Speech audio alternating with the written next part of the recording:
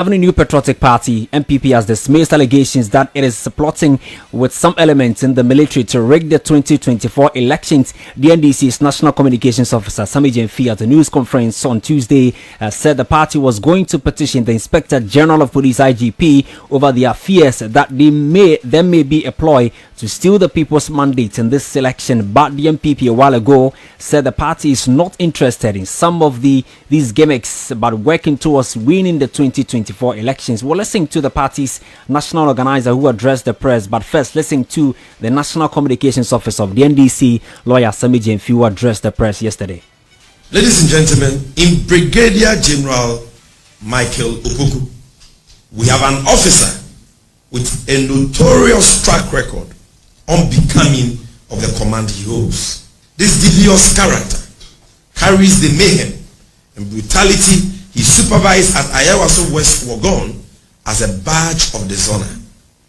A person like him has no place in the current environment where Ghanaians are calling for violence-free elections. Given his history, we in the NDC call for his immediate removal from his position as General Officer Commanding of the Central Command. A miscreant like that should not be allowed anywhere near the security architecture for the impending 2024 general elections. The NDC wishes to serve notice, and notice is hereby served, to Brigadier General Michael Opoku and his ilk in the New Patriotic Party, that we have them under our radar and we will continue to monitor them with eagle eyes.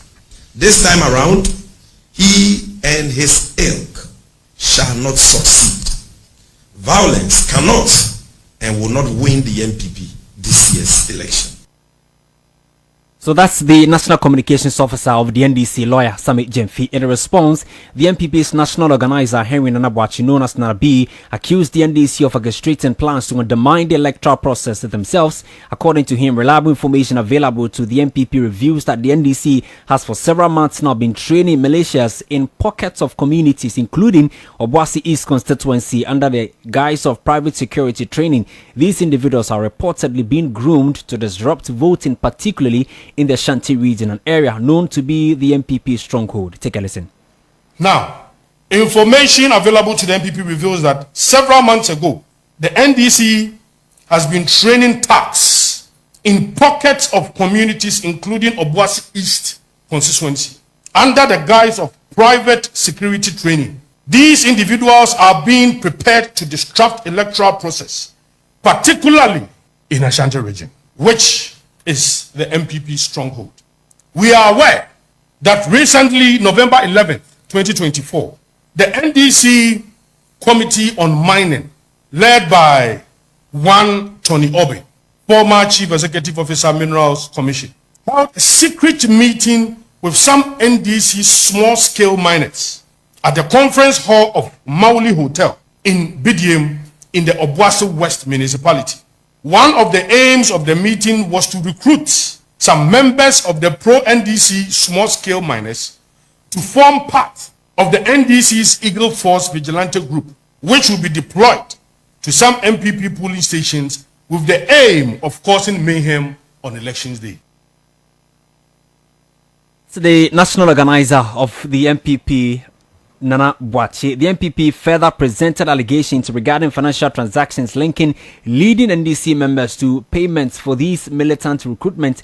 The allegations include plans to transport weapons with ambulance and deploying armed groups on motorbikes to create chaos and intimidation in NPP areas. The NPP is also aware of mobile money transactions directly linking leading NDC members to payments made to these trained thugs. These individuals are being deployed to strategic locations in the Upper East and Upper West regions to foment trouble as well. We have also discovered plans by the NDC to use ambulances to transport weapons to these thugs on elections day. This deceitful strategy will also not work under our watch.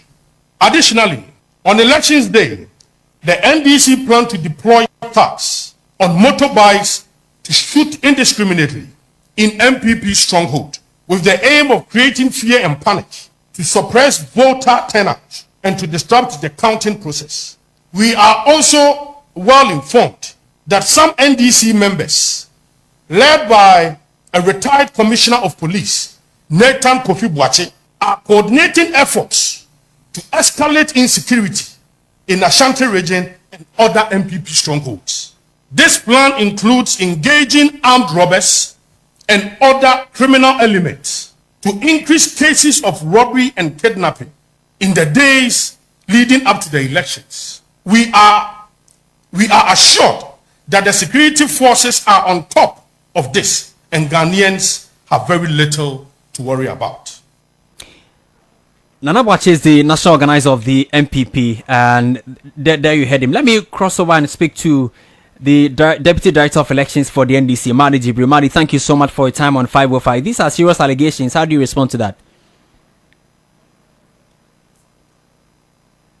Madi, can you hear me? Yes. Hello, Madi. I'm saying hello. Yes, I can hear you now clearly. Saying that I've just listened to the national organizer of the NPP. And this is the one person I would say a very useless statement, a useless and irresponsible national organizer who is in charge of the ruling government party. Mr. Madi, for the sake of sanity, I would want you to withdraw the useless comment you made, please. I'm saying that this one, you see, when somebody wastes the whole nation time, as a government in power, you said some people are trying to foment trouble. You have the national security coordinator under your watch. You never said anything. And so the national communication officer of the party raised issue against a channel. Then now you have time to come and waste the copious time with this useless press conference. If it's not useless, who again he is a national organizer? You said 7 months. So you have the president of Ghana, you have the vice president who is chairman of the police council, who are irresponsible. That something is happening which is insecurity. They say they are watching, nobody is talking about it until a press conference of an NDC was raised before they come and talk about it. These are very useless people. Yesterday, in fact, the behavior of the national organizer only goes to confirm that the NPP is finding a way to rig the elections. Especially this national organizer, Nanabi, who of the same character went to Asino, told the whole world that he has worked in influence of is going to do everything possible that the NPP will win and we are not getting a vote. Today he's seeing the defeat and he comes to misbehave on saying he's holding press conference. You should be warned. We are saying that there is a colonel who is trying to foment trouble. It is for the government to tell us that nothing is happening. We are saying that we are going to protect these elections and no blood will drop it in this election. Because we know the importance of peace in this country. But we are only referring to somebody who led tax in just the by-elections in West Rogo. It's an evidence that show. So when somebody now comes to respond that they have a mobile numbers of a people paying money to tax, meaning that you have a useless government of knowing criminal things happening, he's not stopping it. I think Nanabi must learn. But I understand he is leading a political party very useless that they can do this one. We will not be empowered to behave like this. When we say something happening that we'll sit down and wait until somebody raises an issue of press conference, become issues. So they raised the issue of training some thugs in some communities, especially in Obuasi. Whatever he's saying is very useless. Okay, so again, they talked about plans to transport weapons in an ambulance. I'm saying that is also useless because he's telling you that the ambulance of the state is going to be used to do that one. That's very useless, irresponsible statement. So you think that the national organizer would just sit and then just throw this into the air without any reliable information he has received? I'm saying that he concocted whatever he said because the amount of money they gave him to go and do organization, he's not using it, and that's why he's behaving like this. But yesterday in your press conference, you also reviewed one Colonel Opoku. The NPP would also say that you also concocted that. No, we mentioned it and we gave you things that shows that this man shouldn't have been where he is today. In any case, we say we present state issue, but we are now as a government opposition. What can you do apart from raising this issue? If opposition are raised issue, and the government in power also raising issue, they can stand that the government in power is very useless, the national organizer you have.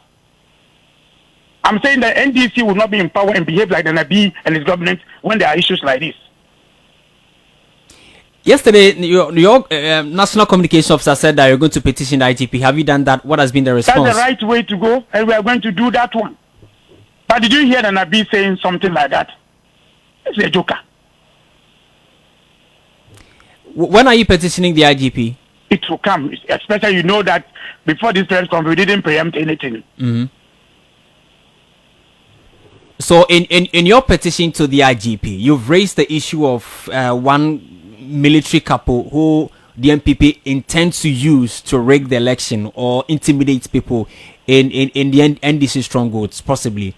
What do you intend the IGP to do? And again, what is the party as well doing to ensure that we do not have some of these chaos happening in the various electoral centers? It's an assurance the NDC is giving that whenever we raise issue, then we have a 7 steps, 10 steps ahead of what is happening. Don't forget that we raised this issue for electoral commission that things will happen, and they happen and we stop it. When we spoke about numbers will not tally, and when we asked for the summary of the register, when we even argue with us, finally they came out to tell us 88 polling stations have been closed down in the history of the country because some numbers were not met. So we knew what we did. And I'm very sure that today, if not because of this press conference, you would have seen how useless Ganabi is in this country. And you would have seen how useless this government critic setup is.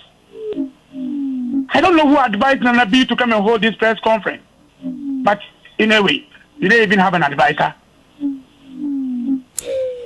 Mr. Badi, thank you so much for your time this evening. You're welcome. That's the Deputy Director of Elections for the National Democratic Congress, Samadi Jibril. Let me stay on the line and speak to Foreign Security Consultant Richard Kumado. Mr. Kumado, good evening to you. I'm grateful for your company this evening on 505. Thank you. So these are political banters, especially from the leading two political parties, NPP and DC. Should we take them serious? From the police point of view, yes. Whatever they say, whether it's in the choba, they are saying it in the salon, at the seaside, the police will have to take them seriously. The police have the ability of detecting what is an intelligence and what is just a chaff. And the police will need to work at it and run with it. What is important that in the midst of all this, report is coming that a large number of arms has been seized at the Tema port. The question is that at what point did they know those arms have arrived? Is it this press conferences that is making somebody wake up to their responsibility? So it's all part of what we do every time there's an election. To the extent that it's not degenerating into chaos and tribal war, the police must be at the center of this, and the media houses must support the police in unraveling many of these things that have been thrown out. People raise the issues about if one party has not done it, will the other party have done it? Yeah, that is a critical question. And at what point did they know all this and did they plan to do all this?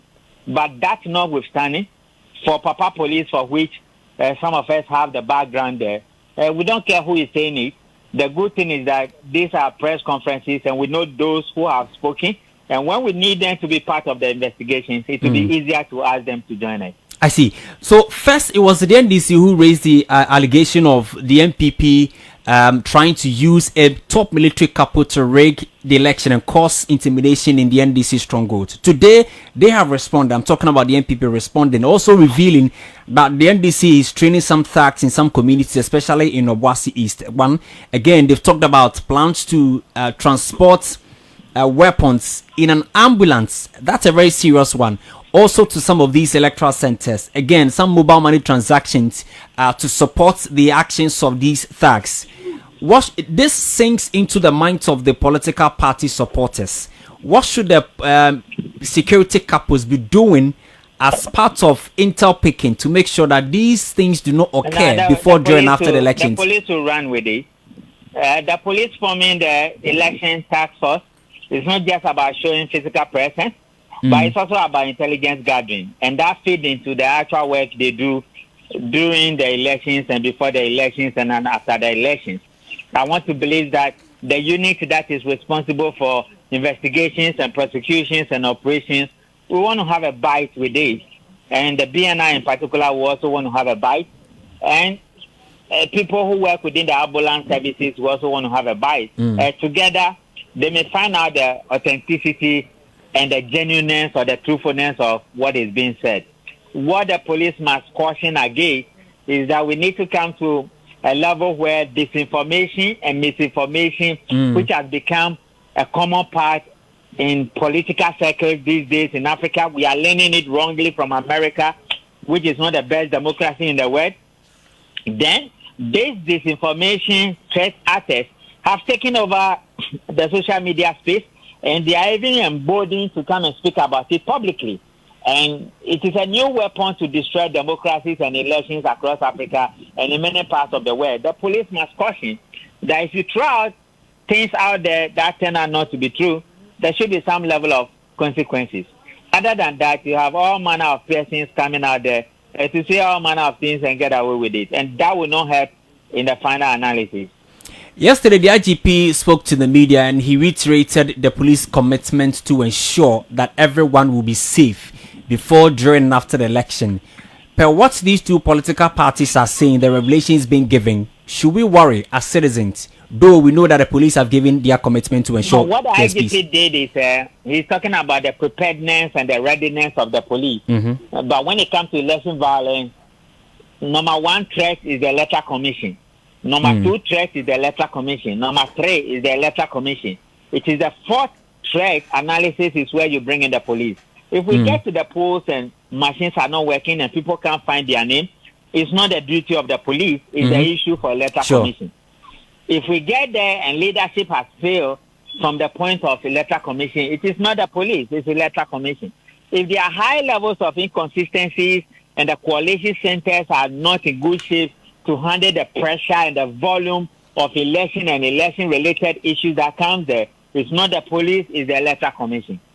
And so once the electoral commission are up to the task and they take their responsibility seriously, then you can say you will not find problem or it will not degenerate into chaos into the public space.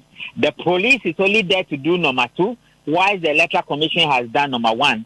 We as general public, remember on election day, there's nothing like NDC, the NPP. These are Ghanaians who have formed the queue to go and vote. What we need most is public education. And once we are educated, we will know what to do and we will not misbehave. So what the IGP said overall is to provide that assurance that public safety guarantees will be achieved, but then it can only be achieved based on what happens on the ground, because action and reaction will always be equal but in an opposite direction. I see. Now let's look at what the Custom Division of the Ghana Revenue Authority, these weapons that they've intercepted. 53 weapons, 65 live ammunition, 74 magazines, and PC holster. Now, if you look at the information, it says that it had been declared as a containing vehicles and personal effects in a 40-foot container. It means that the idea of coming to the country was that it contains vehicles and personal belongings, but it contains ammunitions. What's your take on that? I want us to listen to what the Commission of Customs talked about, and then we'll come back to have your reaction. On Friday, 15th November, during routine examination of the container by customs officers in the presence of the declarant and the agent, the importer's representative at the Golden Jubilee Terminal, the customs examination team discovered 53 sidearms, 74 magazines, and 65 live ammunition concealed in 3 different suitcases. The custom examination team immediately notified the Ghana Revenue Authority Intelligence and Investigation Unit and the Preventive Unit of the Custom Division of the incident. Following the notification, personnel of GRA Intelligence and Investigation Unit and the Custom Preventive Unit arrived at the scene and confirmed the 53 sidearms, the 74 magazines, and 65 live ammunition concealed in 3 different suitcases. The firearms, magazines, and the live ammunition were seized. Additionally, all other items in the container were thoroughly examined and detained for further investigations. Also, the agent and the consignee representative were also arrested and interrogated on the seized items.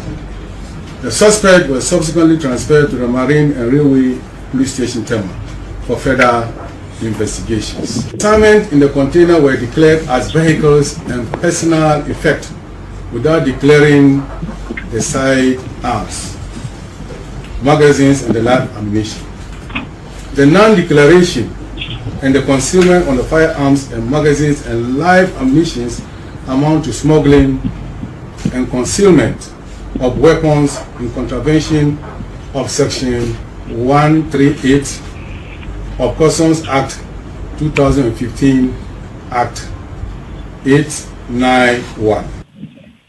So that's the Commissioner of Customs, Brigadier Zibrim Ayurogo there. Mr. Gumado, let me come back to you. Let me have your reaction. What came in mind when this news broke to you?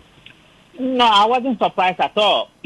We have a country where the small commission on small arms do not have a budget to do monitoring. So they have confirmed, I think this year or last year, that you have about 40 million illegal arms in the system. And these arms come through the point of entry. And Temahabo is one predominant area. So I wasn't surprised at all. It's a common practice. And it calls for vigilance, it calls for attentiveness, and it calls for hard work. Other than that, any lackadaisical attitude by the custom officers, or if they are being coerced or compromised, it may lead for some of these contraband goods to pass through the system. Even the ones in the system are a little bit too high, and those who trade officially in arms trading as an official business, probably the due diligence will have to be enhanced. The arms registration with the police. Get to the end of the year, end of year harvest and all that, we'll be visiting our chair to do our political campaign.